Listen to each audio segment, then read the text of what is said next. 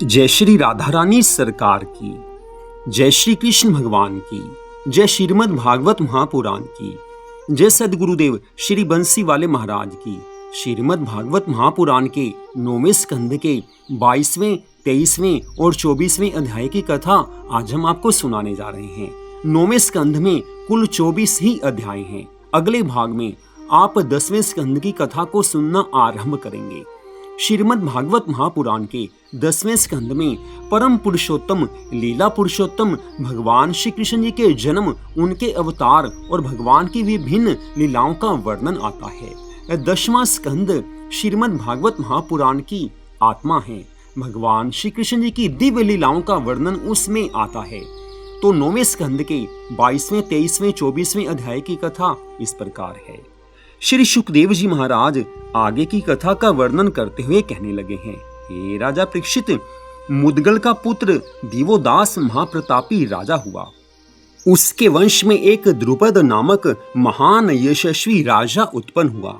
उस राजा की पुत्री द्रौपदी को तुम्हारे पितामह अर्जुन मत्स्य वेधन करके लाए थे। फिर वह पांडवों की पत्नी बनी थी। राजा द्रुपद के धृष्टद्युम्न आदि कई पुत्र हुए। उस धृष्टद्युम्न ने ही महाभारत के युद्ध में द्रोणाचार्य का शीश काटा था। तत्पश्चात अजमेर के वंश में एक बृहद्रथ नामक महाशक्तिशाली राजा उत्पन्न हुए। उनकी 2 रानियां थीं। उनमें से एक रानी से कुशाग्र नामक पुत्र हुआ, परंतु दूसरी रानी के कोई पुत्र न होने पर एक दिन किसी ऋषि ने राजा बृहद्रथ को एक गूलर का फूल दिया और कहा कि हे राजन, इस फल के खाने से तुम्हारी दूसरी रानी के भी पुत्र हो जाएगा। तब राजा ने उस फल को अपनी दूसरी रानी को दे दिया। रानी ने इस फल में कीड़े तो नहीं है, यह देखने के लिए उसके 2 टुकड़े कर डाले। 2 टुकड़े करके खाने के कारण जो पुत्र उत्पन्न हुआ वह 2 टुकड़ों के रूप में जन्मा। 10वें महीने में उसके 2 ऐसे आधे आधे टुकड़े पैदा हुए, जिस प्रकार एक बालक को बीच में से चीरकर 2 किए गए हों। यह देखकर राजा ने इन दोनों फारों को किसी बेहड़ में भेजकर डलवा दिया। हे राजा परीक्षित, प्रभु की इच्छा से इस बेहड़ में जहां वे दोनों फारें डाली गई थी, वहां एक जरा नामक राक्षसी ने उसे देखा और उसने अपनी विद्या द्वारा दोनों फारों को जोड़कर उसे जीवित कर दिया।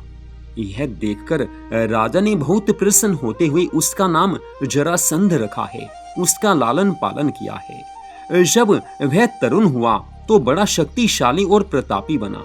उसे तुम्हारे दादा भीमसेन ने उन्हें उसी प्रकार बीच में से चीरकर मार दिया था। उसका पुत्र सहदेव हुआ। उसका पुत्र देवापी बड़ा धर्मात्मा राजा हुआ, इसलिए वह राज्य छोड़कर वन में तपस्या करने के लिए चला गया। कलयुग के अंत में उसी के द्वारा पुनः चंद्रवंश की उत्पत्ति होगी। हे राजन, अब तुम राजा शांतनु के वंश का वर्णन सुनो। राजा मुदगल की पत्नी द्वारा दिवोदास उत्पन्न हुआ। उसके ही वंश में राजा कुरु के नाम से कुरुक्षेत्र नामक तीर्थ की स्थापना हुई। राजा कुरु ने अपने राज कुरु देश को छोड़कर पंचनंद प्रदेश में तप करने का निश्चय किया, लेकिन उस समय वह प्रदेश घोर वनों और रेगिस्तान से युक्त था। कुरु का इस देश को बसाने का विचार देखकर ब्रह्मा जी ने कहा है कि हे कुरुराज, तुम अपना डंडा पूरी शक्ति से फेंको। जहां तक वह जाएगा वहां तक तुम्हारा राज्य अत्यंत पवित्र तीर्थ बन जाएगा और वहां यज्ञ और तपस्या करने से यहाँ तक कि इस क्षेत्र में युद्ध करके शरीर त्यागने वाला प्राणी स्वर्गलोक को प्राप्त कर लेगा। तत्पश्चात राजा कुरु ने वहां सूर्यदेव भगवान की आराधना करने के निमित्त अनेक यज्ञ किए और उनके नाम से ही यह प्रदेश कुरुक्षेत्र नाम से प्रसिद्ध हुआ है। कुरु के वंश में दिलीप नामक बड़ा प्रतापी राजा हुआ, जिसने इंद्रप्रस्थ को बसाया था। इंद्रप्रस्थ, जिसे आजकल दिल्ली कहा जाता है। राजा शांतनु की गंगा नामक स्त्री से भीष्म पितामह नामक महान यशस्वी और सामर्थ्यवान पुत्र उत्पन्न हुआ, जो शास्त्र ज्ञान तथा धनुष विद्या में अपने आगे किसी को कुछ नहीं समझता था। राजा शांतनु की दूसरी रानी सत्यवती के द्वारा चित्रांगद और विचित्र वीर्य नामक 2 पुत्रों की उत्पत्ति हुई है। हे राजा परीक्षित, यह सत्यवती वही थी जिसको हमारे पितामह पराशर मुनि ने कौमार्यावस्था में नाव में भोग करके हमारे पिता वेद व्यास जी को जन्म दिया था। एक समय की बात है, सत्यवती का पुत्र चित्रांगद शिकार खेलने के लिए वन में गया। जिस समय चित्रांगद शिकार खेलने के लिए वन में गया था, उस समय चित्रांगद को गंधर्व ने उसे अपने वन में प्रवेश करते देखकर मार दिया। भीष्म पितामह ने अपने पराक्रम द्वारा काशी राज की 3 पुत्रियों को स्वयंवर में छीनकर अंबा, अंबिका और अंबालिका का विवाह विचित्रवीर्य के साथ किया। तीसरी पुत्री अंबा अपने मन में राजा शाल्व की अभिलाषा रखती थी, अतः विचित्रवीर्य ने उसे छोड़ दिया था। विचित्रवीर्य ने अंबिका और अंबालिका से ऐसी प्रीति की कि वह दिन रात उनके साथ भोग विलास किया करता था।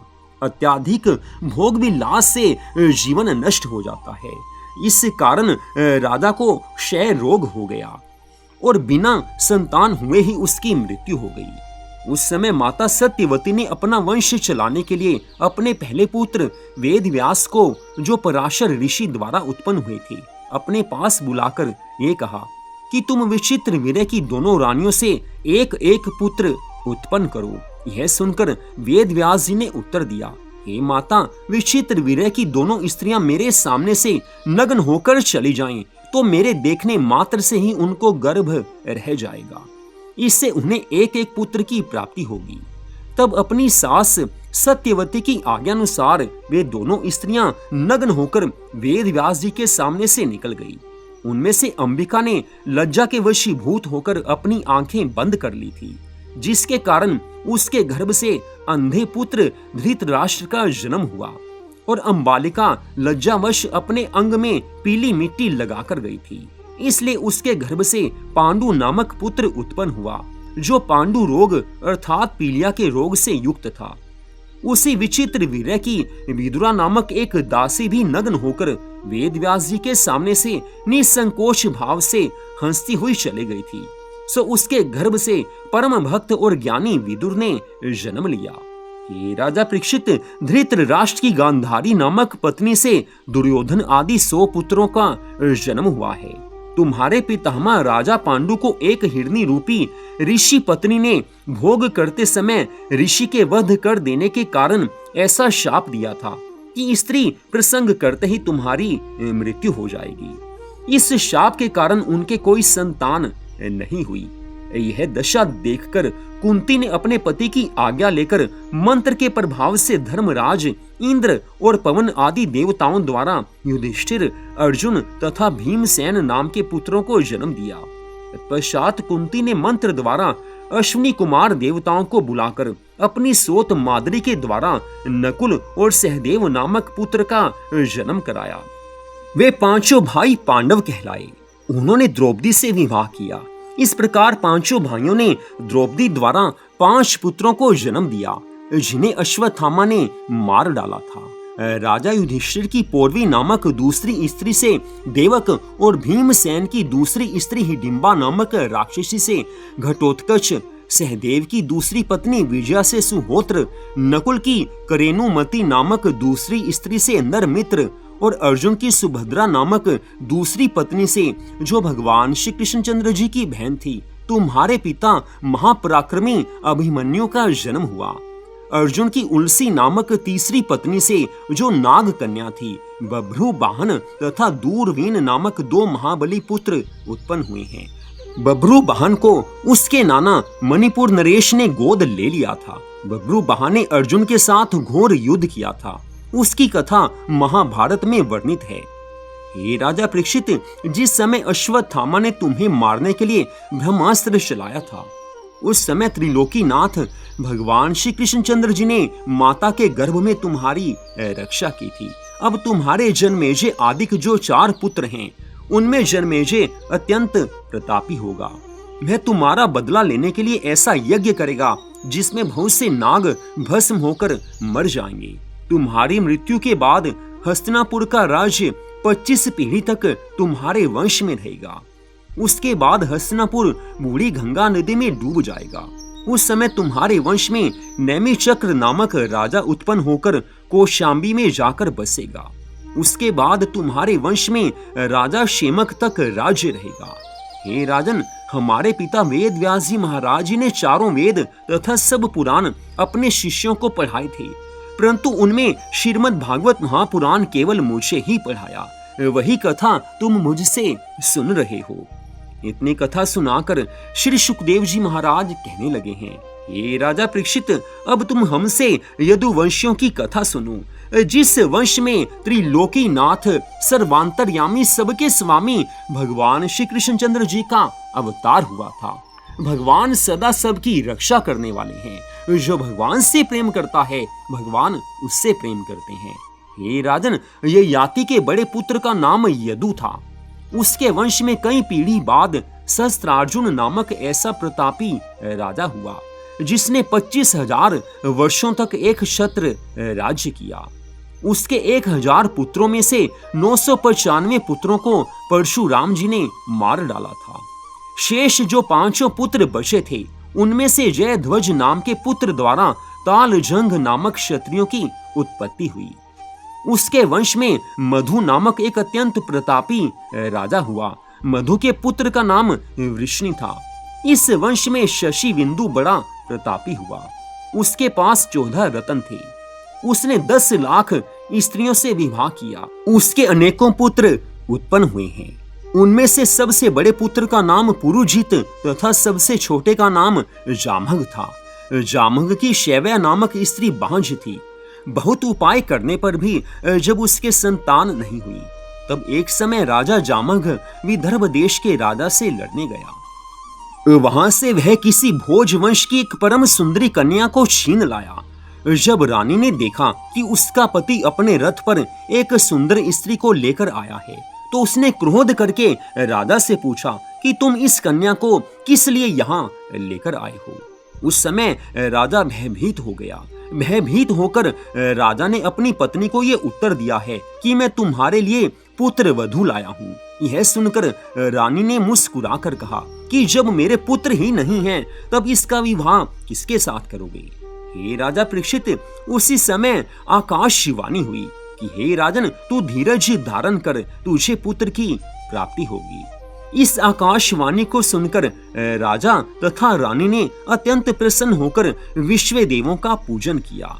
तब उनके आशीर्वाद से उस बांझ रानी के गर्भ से एक अत्यंत तेजस्वी पुत्र ने जन्म लिया। राजा ने उस बालक का नाम विदर्भ रखा है और बड़ा होने पर उस कन्या का विवाह उसी के साथ कर दिया। तत्पश्चात उसे राजगद्दी देकर स्वयं अपनी स्त्री सहित तपस्या करने के लिए वन में चला गया। इतनी कथा सुनाकर श्री सुखदेव जी महाराज कहने लगे हैं, हे राजा परीक्षित, विदर्भ के कुश, कृथ तथा रोमपाद नामक 3 पुत्र हुए हैं। रोमपाद के वंश में चंदेल वंशी राजा जयद्रथ अत्यंत प्रतापी हुआ। उसके घर में शिशुपाल ने जन्म लिया है। उसी वंश में देवावृद्ध तथा उसका पुत्र विभु ऐसे धर्मात्मा और ज्ञानी हुए, जिनके सत्संग से 14,065 मनुष्यों ने मोक्ष की प्राप्ति की थी। विभु के वंश में सत्राजित और प्रसेन ने जन्म लिया। विदर्भ के पुत्रों में युयुधान तथा सात्यकी अत्यंत बलवान हुए। युयुधान का पुत्र सुफलक हुआ। सुफलक की गोदनी नामक स्त्री के गर्भ से अक्रूर आदि 12 पुत्रों का जन्म हुआ है। वे सब वृष्णि वंशी कहलाए। यदु के वंश में अंधक नामक राजा अत्यंत प्रतापी हुआ। अंधक का पुत्र दुंदुभि हुआ। दुंदुभि के आहुक नामक पुत्र तथा आहुकी नामक कन्या हुई। आहुक के वेदक और उग्रसेन नामक 2 पुत्र हुए हैं। देवक के देवमान आदि 4 पुत्र और देवकी आदि 7 कन्याओं का जन्म हुआ है। उग्रसेन के कंस आदि 9 पुत्र और 5 पुत्रियां हुई हैं। वे सब पुत्रियां वसुदेव के छोटे भाइयों को ब्याही गई थी। देवक ने अपनी देवकी आदि कन्याओं का विवाह वसुदेव जी के साथ किया है। कौशल देश का राजा कुंती भोज शूरसेन से बड़ा प्रेम भाव रखता था, स्नेह रखता था। उसके कोई संतान नहीं थी, अतः शूरसेन ने अपनी कन्या उसको ब्याह दी थी। कुंती भोज ने पृथा का विवाह राजा पांडु के साथ कर दिया। पृथा अर्थात कुंती, जो भगवान श्री कृष्ण जी की बुआ थी, जिससे युधिष्ठिर आदि पांडवों का जन्म हुआ। कुंती ने बाल्यावस्था में दुर्वासा ऋषि को अपनी सेवा से प्रसन्न किया था, जिसके कारण ऋषि ने कुंती को देवाहूत नाम की एक ऐसी मंत्र विद्या बताई थी जिसका प्रयोग करने पर देवता चले आते थे। अतः एक बार कौमार्यावस्था में ही कुंती ने उस मंत्र की परीक्षा लेने के लिए सूर्य देव का मंत्र जपा। उस मंत्र के प्रताप से सूर्य देव उसी समय आ पहुंचे। तब उन्होंने कुंती से पूछा कि हे कुंती, तूने हमें क्यों बुलाया है? तभी कुंती ने कहा कि हे महाराज, मैंने तो मंत्र की परीक्षा लेने के लिए यूं ही आपको बुलाया था। कुंती के इन वचनों को सुनकर सूर्यदेव भगवान ने कहा है कि हे कुंती, मेरा आना निष्फल नहीं हो सकता। मैं तेरे साथ भोग करके तुझे एक बालक दूंगा। कुंती कहने लगी है कि हे प्रभु, अभी मेरा विवाह नहीं हुआ है, अतः पुत्र होने से मुझे दूषण लग जाएगा। लेकिन सूर्यदेव भगवान ने उससे समझाया है कि हे कुंती, तू चिंता मत कर, तेरा कौमार्य भंग नहीं होगा। ऐसा कहकर सूर्यदेव ने कुंती को अपना प्रसाद दिया है। उससे कुंती के कान से एक अत्यंत तेजस्वी बालक का जन्म हुआ। उसे देखकर कुंती आश्चर्यचकित रह गई। तत्पश्चात कुंती ने उस बालक को संदूक में रखकर गंगा जी में बहा दिया। हे राजा परीक्षित, उस बालक का नाम कर्ण हुआ। कर्ण को तुम्हारे पितामह अर्जुन ने मारा था। हे राजा परीक्षित, हमने तुम्हें वसुदेव की बहन पृथा की कथा सुनाई। अब तुम उनकी अन्य 4 बहनों का वृतांत सुनो। दूसरी बहन का नाम श्रुत देवी था। वह कारुष देश के राजा धर्म को ब्याही गई थी। उससे दंतवक्र आदि पुत्रों की उत्पत्ति हुई। तीसरी बहन का नाम श्रुति कीर्ति था। उसका विवाह धृष्टकेतु के साथ हुआ और उससे संतर्दन आदि पुत्रों की उत्पत्ति हुई है। चौथी बहन का नाम जरा देवी था। इसका विवाह अवंतीपुरी के राजा जयसेन के साथ हुआ था। 5वीं बहन का नाम श्रुति भवा था। वह शंदेली के राजा दमघोष को ब्याही गई थी। उससे शिशुपाल का जन्म हुआ। देवकी के अतिरिक्त वसुदेव की 11 पत्नियां और भी थी। उन सब से भी अनेक संतानें हुई। देवकी के गर्भ से त्रिलोकीनाथ भगवान श्री कृष्णचंद्र जी का अवतार हुआ था। हे राजा परीक्षित, अब हम द्रौपदी के स्वयंवर का हाल संक्षेप में सुनाते हैं, मन लगाकर सुनो। हे राजा परीक्षित, जब अर्जुन स्वयंवर में से भेद कर द्रौपदी को ले आए, उस समय वे अपने सब भाइयों सहित कुंती के पास आकर कहने लगे हैं, हे माता, हम एक बहुत सुंदर वस्तु लाए हैं। कुंती ने उसे भोजन का कोई पदार्थ समझकर कह दिया कि तुम 5 भाई आपस में बांट लो। अतः माता की आज्ञानुसार 5 भाइयों ने द्रौपदी को अपनी पत्नी स्वीकार किया है। लेकिन द्रौपदी के पिता महाराज द्रुपद को ये बात अच्छी नहीं लगी। तो उस समय उन्होंने वेदव्यास जी महाराज जी से कहा है, हे प्रभु, द्रौपदी के विवाह संबंधी मेरे प्रण को केवल अर्जुन ने पूरा किया था, परंतु अब द्रौपदी को 5 भाई अपनी पत्नी बनाना चाहते हैं। ऐसी स्थिति में आप ही बताइए कि क्या ये उचित है?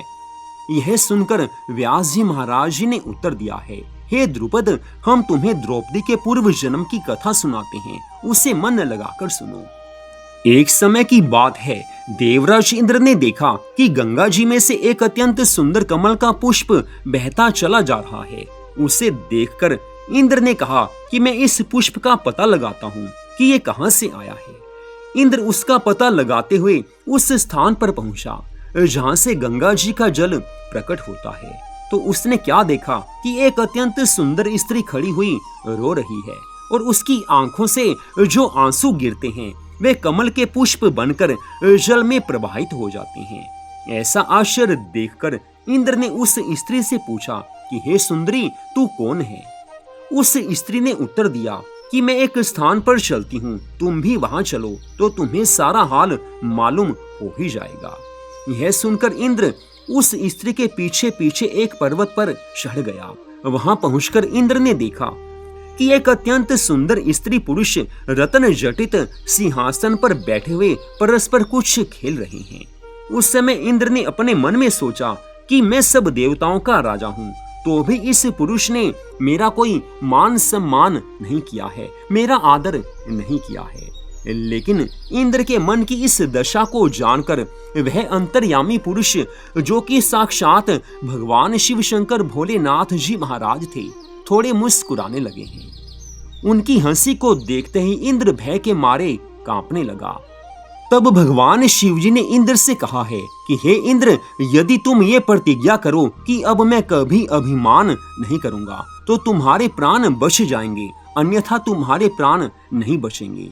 यह सुनकर इंद्र ने भयभीत होकर प्रतिज्ञा कर ली। उस समय भगवान शिव इंद्र को साथ लेकर पर्वत की कंदरा में आए हैं। वहां इंद्र ने देखा कि उस स्थान पर इंद्र के स्वरूप वाले 4 पुरुष और बैठे हुए हैं। तब महादेव जी भगवान ने इंद्र से कहा है कि हे इंद्र, तेरे समान ही इन चारों ने भी अहंकार किया था। अब मैं ये चाहता हूँ कि तुम इन चारों के साथ संसार में जन्म लो। भगवान शिवजी के मुख से ऐसे वचन निकलते ही चारों अत्यंत विलाप करने लगे। तब भगवान शिव शंकर जी महाराज कहने लगे हैं कि तुम रो मत, संसार में जन्म लेकर भी तुम शुभ कर्म करोगे। यह सुनकर उन सब ने प्रार्थना करते हुए कहा है कि हे महाप्रभु, आपकी आज्ञानुसार हमारा जन्म मृत्युलोक में तो अवश्य होगा, परंतु आप ऐसी कृपा कीजिए कि जिससे हम देवताओं के अंश द्वारा मनुष्य का शरीर प्राप्त करें। यह सुनकर भगवान शिव शंकर जी महाराज जी ने कहा है कि ऐसा ही होगा। तदुपरांत उन 5 ने युधिष्ठिर, भीमसेन, अर्जुन, नकुल और सहदेव का जन्म पाया। इंद्र जिस स्त्री के साथ पर्वत पर गया था उसे भगवान शिव ने कहा है कि तू भी मनुष्य शरीर धारण करके इन 5 की पत्नी होगी। हे राजन, वही स्त्री तेरे घर में द्रौपदी नाम से जन्मी है। व्यास जी महाराज जी के मुख से इस वृत्तांत को सुनते ही राजा द्रुपद का मोह नष्ट हो गया। सब ज्ञान होने पर उनकी चिंता दूर हो गई। इतनी कथा सुनाकर श्री सुखदेव जी महाराज कहने लगे हैं, हे राजा परीक्षित, इस कथा के संबंध में किसी ऋषि का ये कहना है कि पूर्व जन्म में विभा ने भगवान शिव शंकर जी की तपस्या की थी। तब भगवान शिव जी ने प्रकट होकर उसे वरदान मांगने को अपने 5 मुखों से मांग मांग कहा था। उस समय उसने भी अपने मुख से 5 बार पति पति ऐसा कहा। तब भगवान शिवजी ने उसे ये वरदान दिया कि तूने अपने मुख से 5 बार पति शब्द कहा है, अतः तू 5 पतियों की पत्नी होगी। भगवान शिवजी के ऐसे वचन सुनकर विभा ने प्रार्थना की है कि हे प्रभु, मैंने 5 पति प्राप्त होने के लिए तपस्या नहीं की थी। इस पर भगवान शिवजी ने उत्तर दिया कि हे विभा, मेरा वचन अन्यथा नहीं हो सकता। जो मैंने कहा है वो तो होगा ही होगा। हे विभा, ये तो होनी है, इसे कोई टाल नहीं सकता है। भगवान शिव के ऐसे वचन सुनकर विभा ने भगवान की आज्ञा को स्वीकार किया है और आगे जाकर वही द्रौपदी बनी है और वही पांडवों की पत्नी बनी है। इतनी कथा सुनाकर श्री सुखदेव जी महाराज कहने लगे हैं, हे राजा परीक्षित, यह मैंने द्रौपदी के 5 पति होने का कारण कहा है। द्रौपदी को अपने 5 पतियों से कोई क्लेश नहीं था। वे समय का बंटवारा करके अर्थात एक संतान ना होने तक उसे अपने पास रखते थे और संतान हो जाने पर दूसरे भाई की सेवा में द्रौपदी उपस्थित हो जाती थी। तो यहीं पर श्रीमद् भागवत महापुराण के 9वें स्कंद की कथा का विश्राम होता है। अगले भाग में आप सुन पाएंगे 10वें स्कंद की परम सुंदर कथा, जिसमें भगवान श्री कृष्ण जी की सभी कथाएं आएंगी। ये कथा जो आगे आने वाली है वो श्रीमद् भागवत महापुराण की आत्मा कही जाती है, श्रीमद् भागवत महापुराण का हृदय कहा जाता है। तो उन कथाओं को भी आप प्रतिदिन जरूर सुनिए। पूरी कथा सुनने से भगवान की पूर्ण कृपा मिलती है, लेकिन कुछ लोगों की आदत होती है कथा बीच में स्किप कर लेते हैं, काट काट कर कथा सुनते हैं। तो ध्यान रहे, चाहे आप कहीं भी कथा पढ़ रहे हो या आप ऐसे पूर्ण कथा सुन रहे हो, तो आप कथा को बीच में से छोड़ेंगे, काटेंगे तो कथा का पूर्ण लाभ नहीं मिल सकता। तो कथा को पूरी सुने, भगवान की पूर्ण कृपा मिलेगी। मनुष्य जीवन भगवान की कृपा से मिला है। छोटी सी कथा होती है, प्रतिदिन जो हम आपको कथा सुनाते हैं वो ज्यादा बड़ी नहीं होती है। तो पूरी कथा सुनिए, भगवान की कृपा का प्रत्यक्ष अनुभव आप अवश्य करेंगे।